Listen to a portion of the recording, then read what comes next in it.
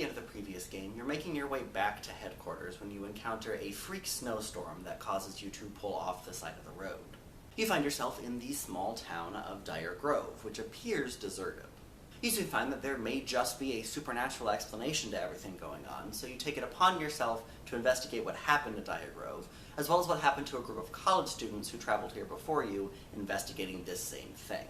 One aspect of this game that is different from the previous installments is the inclusion of videotapes that you find scattered throughout Dire Grove. These videotapes give you the story of what happened to Allison and her 3 friends, the 4 college students that I mentioned earlier. Allison wrote her thesis on a legend from Dire Grove that she believes is real. So she and her friends travel to Dire Grove to investigate this legend before falling to the curse of the Banshee, this game's main baddie.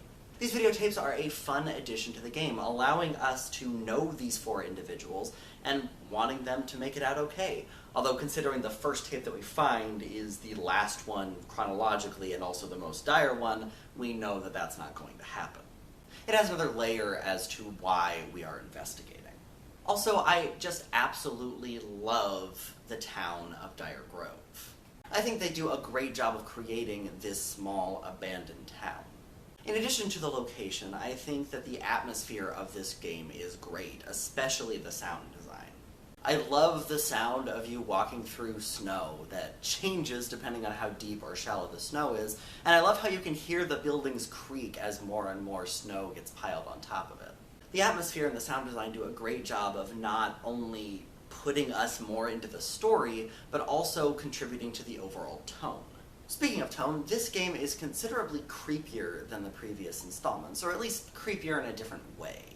The Ravenhurst games are unsettling because our main antagonist is a crazed killer.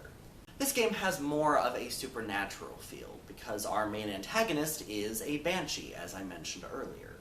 And she is creepy. She will occasionally appear in the window or in a mirror, and just as quickly vanish. When the various college students are possessed by her, it is just all kinds of creepy and unsettling.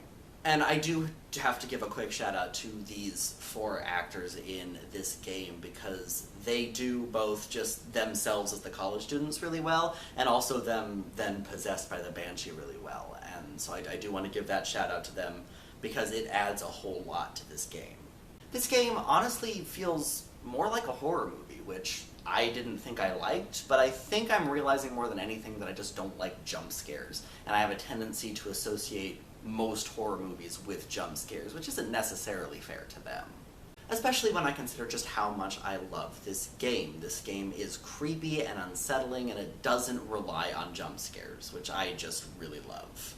If I were to come up with something negative about this game, I would say there is a room in the hotel that exists purely for hidden object scenes. So there's a point in the game where you cannot continue until you go back to that room and find whatever hidden object you need to find.